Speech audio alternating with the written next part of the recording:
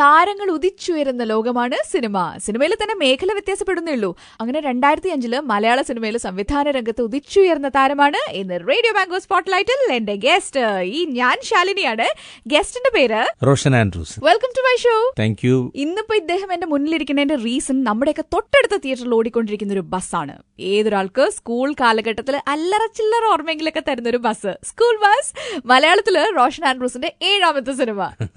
എന്റെ ആദ്യത്തെ സംശയം, ആരാ ഈ പേരിട്ടത് സ്കൂൾ ബസ്? സഞ്ജുവിന്റെ അടുത്ത് ഞാനാ സജസ്റ്റ് ചെയ്തത് സ്കൂൾ ബസ് എന്നുള്ള പേര്. സ്കൂൾ ബസ് നമുക്കെന്നും ലൈഫിന്റെ ഒരു ഭാഗമാണ്, ഫാമിലിയുടെ.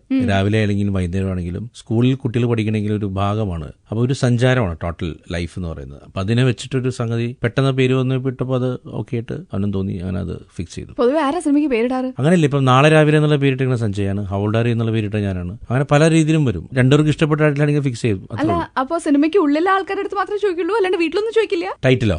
ഇല്ല, ടൈറ്റിൽ ഒന്നെങ്കിൽ ഞാൻ അല്ലെങ്കിൽ സഞ്ജയ്, ഞങ്ങളായെങ്കിലും ഒരാളെ ഇടാറുള്ളൂ. വീട്ടുകാരെ അങ്ങനെ ടൈറ്റിൽ ഇടാനൊന്നും വീട്ടുകാരെ കൊണ്ടുവരില്ല. ഇല്ലേ? പിന്നെ എന്തിനാ കൊണ്ടുവരണേ? വീട്ടുകാരെ സിനിമ കാണിക്കാൻ കൊണ്ടുവരും, അഭിപ്രായം പറയിപ്പിക്കും. സ്ക്രിപ്റ്റ് അവള് ആൻസിനെ കൊണ്ട് വായിപ്പിക്കും, വൈഫിനെ കൊണ്ട് വായിപ്പിക്കാറുണ്ട്, അവൾ അഭിപ്രായം പറയാറുണ്ട്. അങ്ങനത്തെ കാര്യങ്ങൾ ചെയ്യും, അത്രേ ഉള്ളൂ. അങ്ങനെയല്ല, അഭിപ്രായങ്ങൾ പറയും. ഡബിൾ ഓക്കെ എന്നല്ല, നമുക്ക് ഇഷ്ടപ്പെട്ടിട്ടാണല്ലോ അത്രയും ചെയ്ത് വെച്ചത്. സ്ക്രിപ്റ്റ് ഫുള്ളാക്കി വരുമ്പോൾ ഏകദേശം സിനിമ തീർന്നിട്ടുണ്ടാവും, തുടങ്ങാനായിട്ടുണ്ടാവുമല്ലോ. അപ്പൊ നമ്മളത് അവരുടെ അഭിപ്രായം കേൾക്കുക, എന്തൊക്കെയാണ് അതിലുള്ള പോരായ്മകൾ, എന്തെല്ലാം ഇംപ്രൂവൈസ് ചെയ്യാം, അത്രയും കാര്യങ്ങൾ. ഇത്ര നാളും എടക്കൊച്ചിയിലെ വീട്ടിൽ ഒരു താരമല്ലേ ഉണ്ടായുള്ളൂ, പക്ഷെ ഈ സിനിമയോടുകൂടി താരങ്ങളുടെ എണ്ണം കൂടിയല്ലേ? താരം എന്ന് പറഞ്ഞാൽ എനിക്ക് മനസ്സിലായി. അയ്യോ,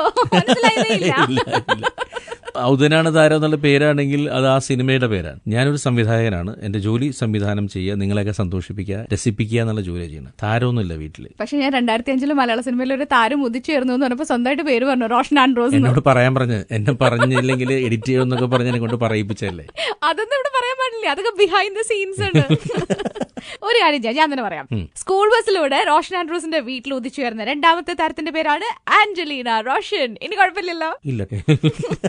സ്കൂൾ ബസ് എന്ന് പറഞ്ഞ സിനിമയിലെ ആഞ്ചലീന ജോസഫ് ജീവിതത്തിൽ വരുമ്പോഴേ ആഞ്ചലീന റോഷൻ ആൻഡ്രൂസ് ആണ്. സഞ്ജു എഴുതുന്ന സമയത്ത് ഇപ്പൊ സഞ്ജുവിനെ അവളുടെ പേര് തന്നെ ഇട്ടിരിക്കണം, ആഞ്ചലീന എന്ന് പറഞ്ഞിട്ട്. അപ്പൊ സഞ്ജയ് ഒരു സനോട് ചോദിച്ചു, എടാ നമുക്ക് അഞ്ജുവിനെ തന്നെ അഭിനയിപ്പിച്ചാലോ എന്ന് ചോദിച്ചപ്പോൾ അത് നല്ല സജഷനായിട്ട് എടുത്തു. ആൻസിയോട് ഡിസ്കസ് ചെയ്തു. പിന്നെ എനിക്ക് അവളെ അറിയാം, ഇപ്പൊ അവൾക്ക് 8 വയസ്സായി. അഞ്ജുവിന്റെ എല്ലാ കാര്യങ്ങളും എനിക്കറിയാം, അവളുടെ മൂവ്മെന്റും നോട്ടവും അവളുടെ രസങ്ങളും ഒക്കെ എനിക്കറിയാം. അപ്പൊ അത് കുറച്ചുകൂടി ഈസി ആവും. ഏത് ആക്ടർ ആയാലും ആക്ട്രസ് ആയാലും കൂടുതൽ അടുത്ത് കഴിയുമ്പോഴാണ് നമുക്ക് അവരുടെ ചേഷ്ടകളായാലും അവരുടെ ഓരോ കാര്യങ്ങളും നമുക്ക് മനസ്സിലാക്കാൻ പറ്റും. It is easy for me to work. അപ്പൊ അത് അഞ്ജു അങ്ങനെയാണ് അതിലേക്ക് വന്നത്. വേറെ ഏതെങ്കിലും കുട്ടികളുടെ ഓഡിഷൻ ഒക്കെ നടത്തിയിട്ടുണ്ടായിരുന്നു? അപ്പോൾ കേരളത്തിൽ 5000-ഓളം കുട്ടികൾ വന്നിട്ടുണ്ടായിരുന്നു. അതിൽ നിന്നൊരു 100ഓളം പിള്ളേരെ നമ്മൾ സെലക്ട് ചെയ്തു. ആ 100 പേരിൽ നമ്മൾ ഉദ്ദേശിച്ച ഈ ക്യാരക്ടേഴ്സിന് പറ്റുന്ന ഏജ് ഗ്രൂപ്പും ആ കാര്യങ്ങൾ കിട്ടിയില്ല. ബാക്കിയുള്ള കുറച്ച് പേരെ നമ്മൾ പല പല പല വേഷങ്ങളിലേക്കും കൊടുത്തു. അല്ല, അപ്പൊ ഈ 5000 പേരിൽ നിന്ന് 100 ആക്കി അവസാന നിമിഷം ആരെയും കിട്ടാതെ വന്നപ്പോഴാണ് ഇങ്ങനെ ഒരു ബുദ്ധി വന്നത്? ഇല്ല, അങ്ങനെ വന്നില്ല. അതിനിടയിൽ തന്നെ അഞ്ജുവിന്റെ ഒരു കാര്യം വന്നിട്ടുണ്ടായിരുന്നു. ഈ പടത്തിലെ ക്യാമറമാൻ മുരളിയുടെ മകനാണ് പയ്യൻ അല്ലേ? പയ്യനെ വേണ്ടിയായിരുന്നു കൂടുതൽ നമ്മൾ സെർച്ച് ചെയ്തത്. അപ്പോഴും പയ്യനെ കിട്ടിയില്ല ആക്ച്വലി. അങ്ങനെയാണ് മുരളിച്ചേട്ടൻ ഓൾറെഡി കമ്മിറ്റഡ് ആയി, പടത്തിൽ അഡ്വാൻസ് എല്ലാം കൊടുത്തു, കാര്യങ്ങളൊക്കെ ആയിട്ട് നിൽക്കുന്ന സമയത്ത് പുള്ളിയുടെ അമ്മ മരിച്ചപ്പോൾ എനിക്ക് ഫ്യൂണറിൽ പോകാൻ പറ്റിയില്ല. പിറ്റേന്ന് ഞാനും ഭാര്യയും കൂടി പുള്ളി വീട്ടിൽ പോയപ്പോൾ ഒരു ചെറുക്കൻ വന്ന് അടുത്തിരുന്ന് ഭയങ്കരമായിട്ട് ചിരിക്കുന്നുണ്ട്. ഇവന്റെ ചിരിയാണ് എന്നെ അട്രാക്ട് ചെയ്യണം.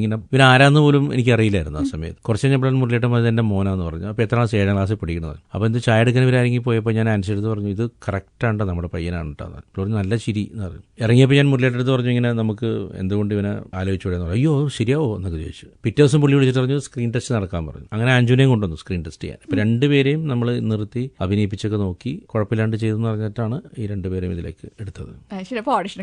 ഓഡിഷൻ ചെയ്ത സംവിധായകന്റെ മകളാണ് അല്ലെങ്കിൽ ക്യാമറമാന്റെ മോനാണെന്നുള്ള ഇതിലല്ല, കറക്റ്റായിട്ട് അവർ നമുക്ക് പറ്റുന്നതാണോ എന്ന് നോക്കി കറക്റ്റായിട്ട് സ്ക്രീൻ ടെസ്റ്റ് നടത്തി അത് ബോധ്യപ്പെട്ടതിന് ശേഷമാണ് 2 പേരും തീരുമാനിച്ചത്. ഞാൻ കേട്ടിട്ടുണ്ട് റോഷൻ ആൻഡ്രൂസ് എന്ന സംവിധായകൻ അഭിനയിച്ച് കാണിച്ചു കൊടുക്കുന്ന ഒരു സംവിധായകനാണ്. അപ്പോ മക്കളെ അഭിനയിപ്പിക്കാനായിരുന്നോ പാട്, അത് മറ്റു കുട്ടികളെ അഭിനയിപ്പിക്കാനായിരുന്നോ കൂടുതൽ പാട്? ഇവിടെ വേറൊരു കാര്യം കൂടി ഉണ്ട്, സ്വന്തം മോളാണ് അഭിനയിക്കുന്നത്. അങ്ങനെയല്ല, അവൾക്കറിയാം ചില കാര്യങ്ങള്. ഇപ്പൊ ആൻസിയാണ് അവളെ ഡയലോഗൊക്കെ പഠിപ്പിച്ചത്. എന്റെ full credit goes to her, not to me. കാരണം ഇപ്പോഴും അഞ്ജുനെ വിളിച്ചിട്ട് ആ സിനിമയുടെ ഏത് ഡയലോഗ് പറയാൻ പറഞ്ഞാലും അവൾ പറയും. എന്നെ ഞെട്ടിച്ചത് അവൾ ഡബ്ബിംഗ് തിയേറ്ററിലാണ്. ഡബ്ബിങ്ങിന് ഇരിക്കുന്ന സമയത്ത് അഞ്ജു ഡബ് ചെയ്യണ കണ്ടിട്ട് തന്നെ ഞാൻ അത്ഭുതപ്പെട്ടിട്ടുണ്ട്. വളരെ സിമ്പിളായിട്ട് അതിൽ നിന്ന് അഭിനയിച്ചുകൊണ്ട് തന്നെ ആ കുട്ടി പറയുന്നുണ്ട്. എല്ലാം കാണാം, ഒരു സ്ക്രിപ്റ്റ് പോലും അടുത്തുകൊണ്ട് വെച്ചില്ല. അപ്പൊ അത്രയും ബൈ ഹാർട്ട് അവളെ ചെയ്യിച്ചു. പിന്നെ അഭിനയിപ്പിക്കുന്ന കാര്യത്തിനെന്ന് പറയുമ്പോഴത്തേക്കും എല്ലാത്തിനും ഒരു മാനസികമായ ഒരു അപ്രോച്ച് ഉണ്ട്. ഒരു കുട്ടികളുടെ അടുത്തായാലും വലിയ ആൾക്കാരുടെ അടുത്തായാലും അത് ആ മൂഡിൽ ചെയ്യുന്നൊരു കാര്യമാണ്. അപ്പൊ അതിൽ കുട്ടികളുടെ അടുത്ത് എനിക്ക് ഈസി ആയിരുന്നു. എനിക്ക് ഏറ്റവും ഇഷ്ടമാണ് പിള്ളേരെ അഭിനയിപ്പിക്കുന്നത്. എങ്ങനെയാ, വലിയ ഭാഷക്കാരിയാ? ഇല്ലില്ല, വെരി സ്വീറ്റ് ഗേൾ. സെറ്റിലൊക്കെ എങ്ങനെയാ, ചീത്തൊക്കെ പറയുന്ന ആളാ? ഞാൻ ചീത്ത പറയേണ്ട സമയത്ത് ചീത്ത പറയും, സെറ്റില് ചീത്ത പറയേണ്ട സമയത്ത് പറയും. പറഞ്ഞിട്ടുണ്ട്. കുട്ടികളെ ചീത്ത പറയേണ്ടി വന്നാ? കുട്ടികളെ ചീത്ത പറയേണ്ട സമയത്ത് ചീത്ത പറഞ്ഞിട്ടുണ്ട്. കുറച്ച് കഴിയുമ്പോൾ നമുക്ക് ബോറടിക്കും. ബോറടിക്കുന്ന അങ്ങനല്ല. ഈ ബോറടി എന്ന് പറയുന്നത് ഇവര് കറക്റ്റ് സമയത്ത് വരാണ്ട് നിൽക്കുക, അല്ലെങ്കിൽ പോയി മാറി നിൽക്കുക, അവർ കളികളിൽ നിൽക്കുക, ഈ ശ്രദ്ധ ഇതിൽ നിന്ന് മാറുക എന്നൊക്കെ പറയുന്ന സമയത്ത് ചെറിയ ചെറിയ ചെറിയ ഡോസേജ് കൊടുക്കും. എന്താ പറയാ, അതിന്റെ രീതിയിൽ ആ സമയത്ത് പറയേണ്ട കാര്യങ്ങളുണ്ട്. നമ്മളെപ്പോഴും പൊന്നേ പാലേന്ന് പറഞ്ഞ് നമുക്ക് കൊണ്ട് നടത്താൻ പറ്റില്ല അവരോട്. കാരണം ആ ഒരു ടൈമിംഗ് ഉണ്ടല്ലോ, അവരൊരു പ്രത്യേക നാക്കിലായിരിക്കണം ഇവരെ കൊണ്ട് ചെയ്യിക്കേണ്ടത് നമ്മൾ. കാരണം ഇതിന് ടൈമും കൂടി ഉണ്ടല്ലോ. 7 മണി to 9 മണി വരെയും ചിലപ്പോൾ ലൊക്കേഷനിൽ പോയാൽ കുട്ടികളെ അഭിനയം മാത്രമല്ല, ലൊക്കേഷന് റെന്റ് ഉണ്ട്, ഇത്തരം ക്രൂ ഉണ്ട്, തീർക്കേണ്ട ടാർജറ്റ് ഉണ്ട്, ഇതൊക്കെ ഉണ്ട്. എല്ലാത്തിനെയും ബാധിക്കണം, അന്ന് അഭിനയിപ്പിക്കുകയും ചെയ്യണം അവരെ. അപ്പൊ എല്ലാവരും കറക്റ്റ് ടൈമിൽ വന്ന് നിന്ന് ആ കറക്റ്റ് ടൈമിൽ നമ്മൾ യൂസ് ചെയ്യാൻ പറ്റണം. ആ സമയത്ത് അവർ വേറെ വല്ല കളികളോ ചിലപ്പോൾ വേറെ ചില ആക്ടിവിറ്റീസിലൊക്കെ അവർ നിൽക്കുന്ന സമയത്ത് അത് ചെയ്യാണ്ടിരിക്കാനുള്ള കാര്യങ്ങളൊക്കെ പറയും. അത്രേ ഉള്ളൂ. ആഞ്ചലീനയ്ക്ക് നല്ല പേടിയാണോ അച്ഛനെ? പേടിയൊന്നുമില്ല, ഷീ ലവ്സ് മീ. അല്ല, അത് പിന്നെ അങ്ങനെ വേണമല്ലോ. പേടി എന്ന് പറയുന്നത് ഏതൊരു അച്ഛനും ഒരു മകളും തമ്മിലുള്ള ബന്ധം ഉണ്ടാവും. ശാലിനി ഒരു മകളല്ലേ, അപ്പം അതുപോലെ തന്നെയാണ് അഞ്ജലീന. എപ്പോഴെങ്കിലും ഒക്കെ സെറ്റിലിരുന്ന് ബാക്കിയുള്ളവരുടെ മുന്നിൽ വെച്ചൊക്കെ അച്ഛൻ ചീത്ത പറയുന്ന സമയത്ത് ഇനി ഞാനില്ല ഈ പടത്തിൽ അഭിനയിക്കാന്നൊക്കെ പറഞ്ഞ് പോയിട്ടൊക്കെ ഉണ്ടോ? ഒരു തവണ ചെയ്തു. കണ്ടോ, ഞാനൊരു മോളാ. പക്ഷെ അതല്ല, അത് സീനിന് വേണ്ടിയായിരുന്നു. അതിൽ അവൾ കരയുന്നൊരു രംഗമുണ്ട്. അതിൽ always remember that your brother loved U എന്ന് പറയും. അപ്പൊ ഇവിടെ ഒറ്റ കരച്ചിലരിച്ചിട്ട് നടന്നിട്ട് പറയും, അപ്പൊ നാളെ സ്കൂൾ ബസ് വരും എന്ത് പറയുന്നു. അപ്പൊ എനിക്ക് അവള് ഗ്ലിസറിന് ഇട്ട അവളുടെ കണ്ണിന് അത് കുറച്ച് പാടാവും. അപ്പൊ കണ്ണിന് അവൾക്ക് വേദനിക്കുന്നു ഓർത്തിട്ട് ഞാൻ അത് ഗ്ലിസറിന് ഇടാതെ കരയിക്കാൻ നോക്കിയപ്പോൾ ഞാൻ നീ എന്താ അഭിനയിക്കണം, നീ ആരാ നല്ല അഭിനയിക്കണം എന്നൊക്കെ പറഞ്ഞ് ഞാൻ ഇങ്ങനെ ഓരോന്നോരോന്ന് എനിക്ക് ഇഷ്ടമല്ല തന്നെ, എനിക്കിഷ്ടം റയാനെയാണ്, അന്നനെയാണ് എന്നൊക്കെ പറഞ്ഞപ്പോൾ ഇവള് അത്ര പേര് മുമ്പിൽ വെച്ചിട്ടേ പറഞ്ഞ പെട്ടെന്ന് കരഞ്ഞപ്പോൾ തന്നെ ഞാൻ ക്യാമറ ഓൺ ചെയ്യാൻ പറഞ്ഞു, എന്നോട് പോയി നിൽക്കാൻ പറഞ്ഞു, വന്നിട്ട് അഭിനയിക്കാൻ പറഞ്ഞു. പെട്ടെന്ന് അഭിനയിച്ചു കഴിഞ്ഞാൽ എന്നോട് മിണ്ടാണ്ട് പോയി കുറേ നേരം ഇരുന്ന് കരഞ്ഞു. ആൻസിനെ വിളിച്ചിട്ട് ഞാൻ ഇനി വരില്ല, ഞാൻ ഇനി അഭിനയിക്കില്ല എന്നൊക്കെ പറഞ്ഞു. പിന്നെ കുറച്ച് കഴിഞ്ഞപ്പോൾ ഞാൻ ഒരു മിഠായിക്ക് മേടിച്ചു കൊടുത്ത്, കുറച്ച് സാധനങ്ങൾക്ക് മേടിച്ചു കൊടുത്തു കഴിഞ്ഞപ്പോൾ ഞാൻ ആളെ ഹാപ്പി ആയി. പിന്നീട് അവൾക്ക് പിടുത്തം കിട്ടിയത് ഞാൻ ചെയ്തത് എന്തിനു വേണ്ടിയായിരുന്നു എന്നുള്ള കാര്യം അവൾക്ക് രാത്രി ആയി കഴിഞ്ഞപ്പോൾ ആൻസി പറഞ്ഞ് മനസ്സിലായി കഴിഞ്ഞപ്പോൾ സംഗതി okay, then she's okay. School bus എന്ന് പറഞ്ഞ സിനിമ ചർച്ച ചെയ്യുന്ന വലിയൊരു വിഷയം ഇന്നത്തെ കാലത്തെ പേരന്റിംഗ് ആണ്. ഇന്നിപ്പോ റേഡിയോ ബാങ്ക് സ്പോട്ട്ലൈറ്റിൽ എന്റെ ഗസ്റ്റ് ഒരു സംവിധായകനാണ്, റോഷൻ ആൻഡ്രൂസ്. കൂടാതെ അദ്ദേഹം ഒരു പേരന്റും കൂടിയാണ്. അതുകൊണ്ട് തന്നെ റോഷനോട് ഞാൻ ചോദിക്കാം, റോഷൻ ആൻഡ്രൂസിന്റെ കോൺസെപ്റ്റിലെ പേരന്റിംഗ് എന്ന് പറയുന്നത് എന്താ? സ്വന്തം കുട്ടികളുടെ അടുത്ത് എങ്ങനെയാന്ന് പറഞ്ഞാൽ മതി, വളരെ ലവബിൾ ആണോ അതോ ക്രൂരനാണോ? അത് അവരാണ് പറയേണ്ടത്. സ്വയം എങ്ങനെ വിലയിരുത്തുന്നത്? അല്ല, അവരാണ് പറയുന്നത്. എനിക്ക് ഞാൻ അവരെ സ്നേഹിക്കുന്നുണ്ട്. അവർ വഴക്ക് പറയേണ്ടടുത്ത് വഴക്ക് പറയും, നിർദ്ദേശം കൊടുക്കേണ്ട സ്ഥലത്ത് നിർദ്ദേശം കൊടുക്കും, അവർക്ക് ഉപകാരപ്രദമാണെന്ന് തോന്നുന്ന കാര്യങ്ങൾ മേടിച്ചു കൊടുക്കുകയും ചെയ്യും. അങ്ങനെയാണെങ്കിൽ ഈ സ്കൂൾ ബസ് സിനിമയിലെ ജയസൂര്യ ചെയ്ത അച്ഛൻ ക്യാരക്ടർ ഉണ്ടല്ലോ, ജോസഫ്, ആ ജോസഫും റോഷൻ ആൻഡ്രൂസും തമ്മിലുള്ള സാമ്യം എത്രമാത്രം ഉണ്ട് ഒരു പേരന്റ് എന്നുള്ള നിലയ്ക്ക്? അങ്ങനെയില്ല. അത് ആ ക്യാരക്ടറുമായിട്ട് ഞാൻ ഒരു തരത്തിലും സാമ്യമില്ല. ആ ക്യാരക്ടർ എന്റെ ലൈഫിൽ ഇല്ലാത്തൊരാൾ, ഒരു ബന്ധമില്ല, ഒന്നുമില്ല. അയാൾ മീശ വെട്ടിക്കൊണ്ടിരിക്കുന്ന സമയത്ത് ഒരു തൊട്ടടുത്ത വേലക്കാരത്തിയുടെ മകൻ വന്നു, അങ്ങനെയാണെങ്കിൽ മക്കൾ എന്റെ റൂമിൽ കിടന്നാൽ മതി എന്ന് പറയുന്ന അത്രയും പോലും കൺസേൺ ഒന്നും നമ്മൾ ചെയ്യാറില്ല. ബാല്യം നഷ്ടപ്പെട്ടു പോയ ഒരു മനുഷ്യനാണ് ജോസഫ്. ചൈൽഡ്ഹുഡ് ഇല്ല അയാളിൽ. നമ്മുടെ ചൈൽഡ്ഹുഡ് ഇപ്പൊ ശാലിനിക്കായാലും എനിക്കായാലും നമ്മുടെ ചൈൽഡ്ഹുഡ് നമ്മുടെ ഇത് പോയാൽ തീർന്നു നമ്മൾ. കാരണം ആ ചൈൽഡ്ഹുഡ് നമ്മുടെ ഉള്ളിൽ വേണം. ആ ചൈൽഡ്ഹുഡ് ഇല്ലായ്മയാണ് നമ്മുടെ പ്രശ്നം. നമുക്ക് അത് പോയി കഴിഞ്ഞാൽ നമ്മൾ വെറും വേറെ ആൾക്കാരായി മാറും. അപ്പൊ ആ ചൈൽഡ്ഹുഡ് എന്ന് പറയുന്ന വിഷയം ഇല്ലാത്ത ഒരു വ്യക്തിയാണ് ജോസഫ്. ആ ജോസഫ് അല്ല ഞാൻ, എനിക്ക് ചൈൽഡ്ഹുഡ് ഉള്ള ആളാണ്. എന്നാ ഈ സിനിമയിൽ ഇതേ ജോസഫ് പറയുന്നുണ്ട്, ഒരു പ്രശ്നം എന്റെ അടുത്ത് വന്ന് എന്റെ മകൻ പറഞ്ഞിരുന്നു ഞാൻ കൂടെ നിന്നേന്ന്. അങ്ങനെ റോഷൻ ആൻഡ്രൂസ് എപ്പോഴാണ് സ്വന്തം മക്കളുടെ പ്രശ്നത്തിന് കൂടെ നിന്നിട്ടുള്ള? എനിക്ക് അങ്ങനെ പ്രശ്നം വരാൻ അവര് വളർന്നു തുടങ്ങിയിട്ടേ ഉള്ളൂ. അഞ്ജലീന 4ാം ക്ലാസ്സിൽ പഠിക്കുന്ന ഒരു കുട്ടിയാണ്. റയാനും അന്നയും വളർന്നുകൊണ്ടിരിക്കുന്നത്. അവരിപ്പം KG-ലായിട്ടുള്ളൂ. ആ പ്രായത്തിലുള്ള അവർക്ക് ഉണ്ടാവുന്ന എല്ലാ പ്രോബ്ലത്തിലും ഞാൻ അവരുടെ കൂടെ തന്നെ. അത് നമ്മൾ അവരുടെ കൂടെ നിൽക്കണം. അതാണ് ഏറ്റവും വലിയ. ഇപ്പം എന്റെ മോള് ഇപ്പൊ ഗ്രിഗോറിയൻ സ്കൂളിലാണ് പഠിക്കുന്നത്. ഗ്രിഗോറിയൻ സ്കൂളിൽ പഠിക്കുന്നതിന് മുൻപ് പിന്നെ അവളൊരു സ്കൂളിൽ പഠിച്ചിരുന്നു. അപ്പൊ ആ സ്കൂളിൽ ടീച്ചർ എന്തോ പറഞ്ഞിട്ട് അവളുടെ മുഖത്ത് ഇങ്ങനെ അടിച്ചു എന്ന് പറഞ്ഞു. അപ്പോൾ ഇത് ഗ്രിഗോറിയൽ ചേർക്കുന്നതിന് മുമ്പാണ്. ആ സ്കൂളിന്റെ പേര് ഞാനിപ്പോൾ പറയാൻ ഉദ്ദേശിക്കുന്നില്ല. അപ്പൊ അവൾ എൻ്റെ അടുത്ത് വന്നിട്ട് സങ്കടമായിട്ട് പറഞ്ഞു. അപ്പൊ എൻ്റെ അടുത്ത് ഇങ്ങനെ ഞാൻ ചെന്നപ്പോൾ ടീച്ചർ എന്നെ ഇങ്ങനെ ചെയ്തു എന്ന് പറഞ്ഞു. അപ്പൊ ഞാൻ ആ സ്കൂളിൽ പിന്നെ ഞാൻ പറഞ്ഞു ഞാൻ പോവാം, ഞാൻ പോയി സംസാരിക്കാം, എന്തിനാ വേണ്ടി അത് ചെയ്തെന്ന് ചോദിക്കുക. അപ്പൊ ഇവൾ പറഞ്ഞു വരണ്ട, അത് 3 ദിവസം കഴിഞ്ഞാൽ സ്കൂളിൽ നമ്മൾ മാറ്റാൻ പോവാ. അപ്പൊ ഷീഷ വരണ്ടെന്ന് പറഞ്ഞു. അച്ഛൻ ഞാൻ പോയില്ല. കാരണം അവള് വരണ്ടെന്ന് പറഞ്ഞത് അവൾക്ക് വേണ്ടെന്ന് പറഞ്ഞില്ല. ഇല്ല ഞാൻ വരും അച്ഛൻ എന്ന നിലയിൽ എനിക്ക് അവിടെ വന്ന് ഇത് നോ. കാരണം അത് അവൾക്ക് അതെന്തെങ്കിലും വേറെ റീസൺ ആയിരിക്കാം. അതേസമയം ഞാൻ നേരെ വന്ന് ആ ടീച്ചറടുത്ത് പോയി സംസാരിച്ച് എന്തെങ്കിലും പ്രശ്നം ഉണ്ടാക്കിയിരുന്നെങ്കിൽ ചിലപ്പോൾ അവൾ നാളെ ഇങ്ങനത്തെ ഒരു വിഷയം വന്ന് എൻ്റെ അടുത്ത് പറയില്ല. അപ്പൊ അവള് നമ്മളടുത്ത് വന്ന് പറഞ്ഞു അച്ഛൻ ഇങ്ങനെ സംഭവം ഉണ്ടായി എന്ന് പറയും. ഇപ്പോൾ ഞാനിപ്പോൾ ചെയ്യുന്ന ഒരു കാര്യം, അവൾ സ്കൂളിൽ നിന്ന് വന്നാലും ഞാനായാലും വൈഫായാലും അവളോട് കാര്യങ്ങൾ ചോദിക്കും. എങ്ങനെയായിരുന്നു, എത്ര മണിക്ക് സ്കൂളിൽ പോയി. അപ്പൊ ഇവരിങ്ങനെ പറയാൻ തുടങ്ങും നമ്മളോട്. ഈ പറയാൻ തുടങ്ങുന്ന നമ്മൾ കണ്ടിന്യൂ ചെയ്ത് കഴിഞ്ഞാൽ ഈ 4 എന്നുള്ളത് ഇപ്പോൾ 17 വയസ്സായാലും നമ്മുടെ അടുത്ത് പറയാനുള്ള ഒരു ഫ്രീഡം കൊടുക്കുക, പറയാനുള്ള അവർക്ക് ലിസണറായിരുന്നാൽ മതി. അതുപോലെ നമുക്ക് സമയമില്ല, കാരണം നമ്മളെല്ലാം ബിസിയാണ് ലൈഫിൽ. രാവിലെ എഴുന്നേറ്റാലും തല വിട്ടിരുന്നിട്ട് മൊബൈൽ കുത്തുന്ന ഒരു ഭർത്താവ്, തൊട്ടപ്പുറത്ത് ഭാര്യ ഉണ്ടാവും, അത് കഴിഞ്ഞ് തല പൊക്കി കഴിഞ്ഞാൽ ഭക്ഷണം, അടുത്ത വണ്ടി കയറി നമ്മൾ പോയി, തിരിച്ചു വന്നാൽ വീണ്ടും ഇത് തന്നെ പരിപാടി. ഇലക്ട്രോണിക്സ് യുഗം വരുമ്പോഴും ലൈഫിന് സംസാരിക്കാൻ എവിടെ സമയം കിട്ടുന്നത്? ഇതെല്ലാം പറയുന്നതാണ് സ്കൂൾ ബസ്. ഈ അടുത്ത് പൊതുവിദ്യാഭ്യാസ വകുപ്പ് വരെ പറഞ്ഞു കുട്ടികളെ കൊണ്ട് കാണിക്കേണ്ട ഒരു ചിത്രമാണ് സ്കൂൾ ബസ് എന്ന്. കണ്ടിരുന്നല്ലോ അല്ലെ? നമ്മള് അവരെ ശരിക്കും പറഞ്ഞ പൊതുവിദ്യാഭ്യാസ വകുപ്പിനെ നമ്മൾ ഈ സിനിമ കാണിച്ചു. ആദ്യം കാണിച്ചതിന് ശേഷം അവര് 5 അംഗ സമിതി ഈ സിനിമ കണ്ടു. ഈ സിനിമ കണ്ടിട്ട് അവർ വിലയിരുത്തിയതിനു ശേഷം എല്ലാ സ്കൂളുകളിലേക്കും ഈ സിനിമ കാണാൻ എന്നുള്ള രീതിയിലുള്ള ഒരു നിർദ്ദേശം നൽകുന്ന ഒരു ലെറ്ററാണ് നമുക്ക് നൽകിയത്. ആ ലെറ്ററാണ് പത്രത്തിലിട്ടത്. എന്തൊക്കെ എലമെന്റ്സ് കൊണ്ടായിരിക്കും അവരങ്ങനെ പറഞ്ഞെന്ന് തോന്നുന്നത്? സ്വന്തമായിട്ടൊരു വിലയിരുത്തൽ നടത്തിക്കോളൂ. അല്ല, അതില് ഒന്ന് പുകവലി എന്ന സംഗതി ആ സിനിമയിൽ എവിടെയും കാണുന്നില്ല. 2 ഒരു മദ്യപാനമില്ല, ഒരു ദ്വയാർത്ഥ പ്രയോഗങ്ങളൊന്നുമില്ല. ക്ലീൻ കുട്ടികൾക്ക് വേണ്ടിയിരുന്ന് സംസാരിക്കാവുന്ന, കുട്ടികളായിട്ടിരുന്ന് പോയി ഫാമിലിയായിട്ട് പോയിരുന്ന് കാണാവുന്ന എല്ലാ കാഴ്ചകളും ഉണ്ട് ആ സിനിമയിൽ. ഭയങ്കരമായിട്ട് ബുദ്ധിമുട്ടുണ്ടാകും. നമ്മൾ ചില സിനിമകൾ കണ്ടുകൊണ്ടിരിക്കുമ്പോൾ വരുന്ന ചില ഭാഷകളും ചില സാധനങ്ങളും ഒക്കെ നമ്മളെ സംബന്ധിച്ച് എന്തിനു വേണ്ടിയായിരുന്നു എന്നുള്ള സാധനം വരും. ഈ സിനിമയിൽ അതില്ലാത്തത് കൊണ്ടാണ്. അതോടൊപ്പം തന്നെ ഈ ഒരു പാരന്റിങ്ങിനെ പറ്റിയുള്ള ഒരു മെസ്സേജും പിന്നെ ഈ പ്രകൃതിയുമായിട്ടുള്ള കുട്ടികളുടെ ഇണചേരലും ഒക്കെ വേണമെന്ന് ഒരു സാധനമല്ലേ, ലൈക്ക് പ്രകൃതിയായിട്ട് എപ്പോഴും അടുത്ത് ജീവിക്കുക എന്ന് പറഞ്ഞ സംഗതി കുട്ടികൾക്ക് ആവശ്യമാണെന്നും കൂടി അവർക്ക് തോന്നിക്കൊണ്ടായിരിക്കാം അവരങ്ങനെ ഒരു വിജ്ഞാപനം ഇറക്കിയത്, പ്രത്യേകിച്ച് ഇന്നത്തെ കാലത്ത്. അപ്പൊ പോയിന്റ് ചെയ്ത് പറയുകയാണെങ്കിൽ ലഹരി ഉൽപ്പന്നങ്ങളുടെ കാര്യങ്ങളൊന്നും നമ്മൾ പറയണില്ല, പ്രകൃതിയായിട്ട് ഇണങ്ങി ജീവിക്കുക. Second point. തേർഡ് പോയിന്റ് എന്താ പറഞ്ഞത്? Third point parenting. ഒരു അച്ഛനും അമ്മയും മക്കളും രക്ഷിതാക്കൾ എങ്ങനെയായിരിക്കണമെന്നും കുട്ടികൾ അവരുടെ അടുത്ത് എങ്ങനെയായിരിക്കണമെന്നും ടീച്ചേഴ്സ് എങ്ങനെയായിരിക്കണമെന്നും ഒക്കെ പറയുന്ന ഒരു വിഷയം ഇതിൽ പറയുന്നുണ്ട് ഈ ഒരു സമയത്ത്. അപ്പൊ ഇത്രയും പോയിന്റ്സ് കൊണ്ടാണ് സ്കൂൾ ബസ് എന്ന സിനിമ എല്ലാ കുട്ടികളും കണ്ടിരിക്കേണ്ടത്. ചോദിക്കട്ടെ, എന്നാ പിന്നെ റോഷൻ ആൻഡ്രൂസിന്റെ സ്വന്തം അഭിപ്രായത്തിൽ ഇങ്ങനെ കുട്ടികൾ കണ്ടിരിക്കേണ്ട വേറെ 2-3 പടങ്ങൾ കൂടി പറയൂ. ഇംഗ്ലീഷ് ഒഴികെ വേറെ ഏത് ഭാഷ പറഞ്ഞു? താരേ സമീൻ പർ വളരെ കുട്ടികൾ കണ്ടിരിക്കേണ്ട ഒരു സിനിമയായിട്ട് എനിക്ക് തോന്നിയിട്ടുണ്ട്. താരേ സമീൻ പറിൽ ഒരുപാട് വിഷയങ്ങൾ ആമിർ ഖാൻ പറയുന്നുണ്ട്.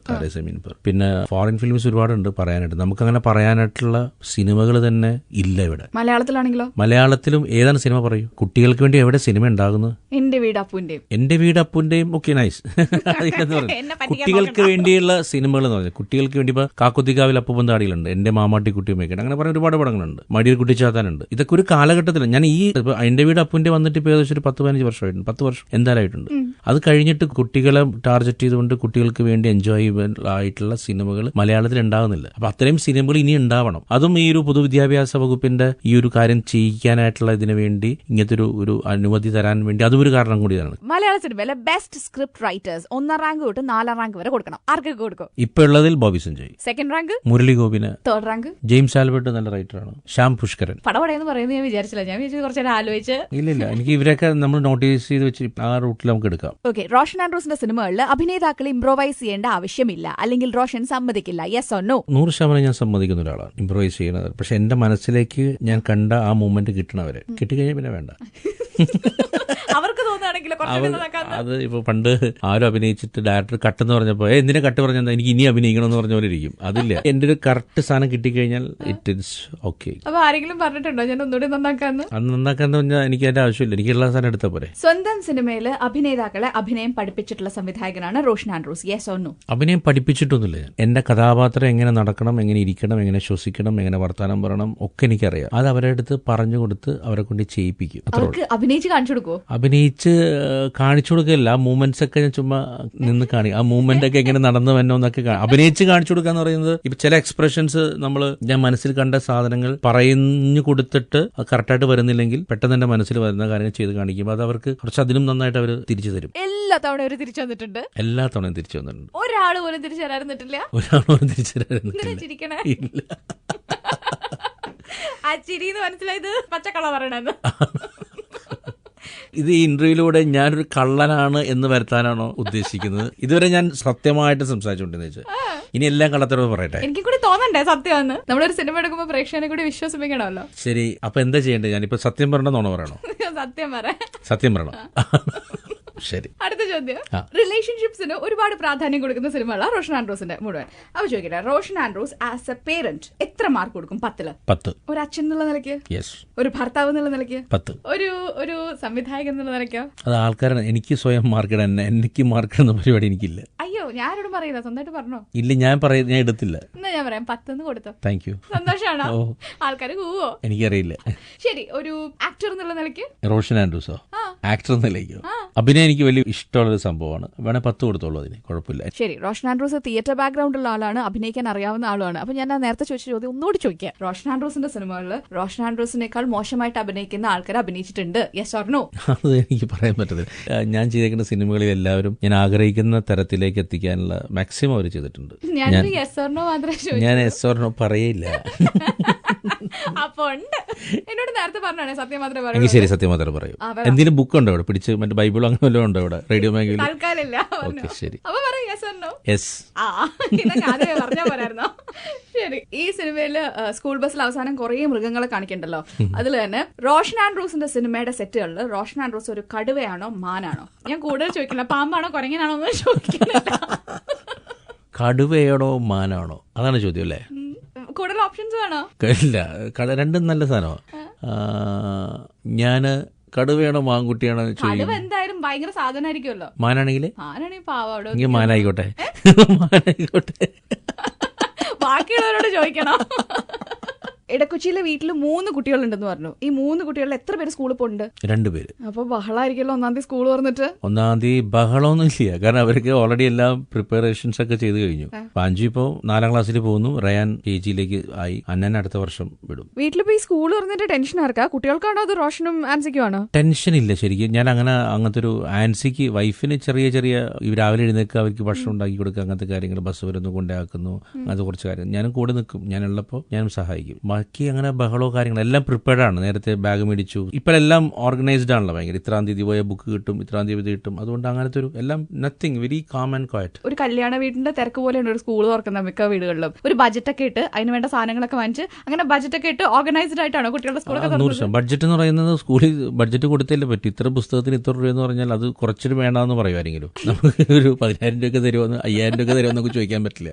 അത് മേടിച്ചേ പറ്റൂ. അത് ഇപ്പൊ ഇത്ര പുസ്തകം മേടിക്കണമെന്ന് പറഞ്ഞാൽ അല്ല, എനിക്ക് 3 പുസ്തകം മതി എന്ന് നമുക്ക് പറയാൻ പറ്റില്ല. ഈ ചാള അയില മേടിക്കുന്ന പോലെ അല്ല പുസ്തകം മേടിക്കണം. അപ്പൊ കൃത്യമായിട്ട് കണക്കൊക്കെ അവർ ഇങ്ങോട്ട് പറയുമോ നമ്മുടെ അടുത്ത്? നമുക്ക് ഇത്ര പുസ്തകം, ഇത്ര ഫീസ്, ഇത്ര സ്കൂൾ ബസ്സിൽ പോകണം, എനിക്ക് ഇത്ര രൂപ, ഇത്ര കാര്യങ്ങൾ, വളരെ ക്ലാരിറ്റി ഉണ്ട്. അപ്പൊ സ്കൂളിൽ നിന്ന് എല്ലാം കിട്ടും. പോയി മേടിക്കണം അങ്ങനെയല്ല. ഓരോ ഇതിന്റേതായിട്ടുള്ള ഫീസസ് ഉണ്ട്. പുസ്തകം മേടിക്കുന്നതിന് ഫീസ്, യൂണിഫോം, ബാഗ് പുറത്തുനിന്ന് മേടിച്ച്, അങ്ങനത്തെ ബാക്കി എല്ലാം സ്കൂളിൽ നിന്ന് തന്നെ കിട്ടും. നമുക്ക് ബഡ്ജറ്റ് ഇട്ടിട്ടുള്ള ഒരു പരിപാടി ഇല്ല. അങ്ങനെ അതെല്ലാം വൈഫാണ് അതിന്റെ കംപ്ലീറ്റ് ഇൻചാർജ്. ആൾക്കൊരു പ്ലാനിങ് ഉണ്ട് എല്ലാത്തിനും. ആള് ചെയ്യുന്നതാണ് ഏറ്റവും ബെസ്റ്റ്. അപ്പൊ ഫീസ് മാത്രം കൊടുക്കുന്ന ഒരു അച്ഛനാണോ? ഫീസ് മാത്രമല്ല, എല്ലാം എൻ്റെ അടുത്തൊന്ന് സംസാരിക്കും, എല്ലാം കേൾക്കും. സ്കൂളിൽ വിട്ട് വരുമ്പോൾ കുട്ടികളുടെ അടുത്ത് വിശേഷമൊക്കെ ചോദിക്കുമല്ലോ. 3:30 മണിക്ക് സ്കൂളിൽ നിന്ന് വിട്ടുവന്ന് 4 മണിയാകുമ്പോൾ വിഷയം ചോദിക്കാൻ തുടങ്ങുന്ന ഒരു പരിപാടിയൊന്നുമില്ല. നമ്മൾ ഒരു സമയം അനുസരിച്ച് അവരുടെ മൂഡ് അനുസരിച്ച് കാര്യങ്ങൾ അങ്ങോട്ടും ഇങ്ങോട്ടും ചോദിച്ച് മനസ്സിലാക്കുക എന്നുള്ളത്. എല്ലാ ദിവസവും പോയിരുന്നിട്ട് ബാബാ ഇരുന്ന് ഇന്നത്തെ കാര്യം പറഞ്ഞാൽ പിറ്റേ ദിവസം ഓടിക്കളയും. അപ്പൊ അതിനൊക്കെ ഒരു രീതിയുണ്ട്, ഒരു മാനസികമായ ഒരു അപ്രോച്ച് ഉണ്ടല്ലോ. അങ്ങനെ ചെയ്യാൻ പാടില്ല. അല്ല എല്ലാ ദിവസവും വിളിച്ച് 7 മണിക്ക് വന്നിരിക്കും, അത് സ്ട്രിക്റ്റ്, അതും ഭയങ്കര ബോറിംഗ് അല്ലേ. 4 മണിക്ക് വന്നിരുന്നിട്ട് വിളിച്ചിരുത്തിട്ട് മോനെ ഇന്ന് എത്ര മണിക്ക് പോയി എന്തൊക്കെ ചെയ്തു എന്ന് പറയുമ്പോൾ അവൻ ബോറടിക്കും. പിന്നെ പറയത്തില്ല, പിന്നെ തുടങ്ങി എന്ന് പറയും. അപ്പൊ അതുകൊണ്ട് കളികളിലൂടെയും തമാശകളിലൂടെയൊക്കെ മനസ്സിലാക്കാൻ സാധിക്കുന്നതാണ് ബുദ്ധി എന്ന് പറയുന്നത്. ഈ അടുത്ത് എറണാകുളത്തെ ഒരു സ്കൂളിൽ ഫീസ് വല്ലാതെ കൂട്ടി നിന്നിട്ട് പേരൻസ് ബഹളം ഉണ്ടാക്കി. അത് പത്രത്തിലൊക്കെ ഉണ്ടായിരുന്നു. റോഷൻ എപ്പോഴെങ്കിലും തോന്നിയിട്ടുണ്ടോ ഇപ്പൊ ഈ സ്കൂൾ ഫീസ് കയ്യിൽ നിൽക്കാത്തൊരു സംഭവമാണ്? അങ്കലാപ്പിലായിട്ടുണ്ടോ? അങ്കലാപ്പിലാവേണ്ട സമയത്തായിട്ടുണ്ട്. ഇത്രയും ഫീസും കാര്യങ്ങളൊക്കെ വരുന്ന സമയത്ത് എല്ലാ പാരന്റ്സിനെ പോലെ തന്നെ ഞാനും ചിന്തിക്കാറുള്ള കാര്യങ്ങൾ തന്നെയാണ്. അപ്പൊ ഇതേ കാര്യത്തിന്, ഫീസ് കൂട്ടിയ കാര്യത്തിന് പേരൻസ് എല്ലാവരും കൂടി ഒരു സ്ട്രൈക്ക് ഒക്കെ നടത്താൻ ഇറങ്ങുകയാണെങ്കിൽ റോഷൻ കൂടി പങ്കെടുക്കുമോ?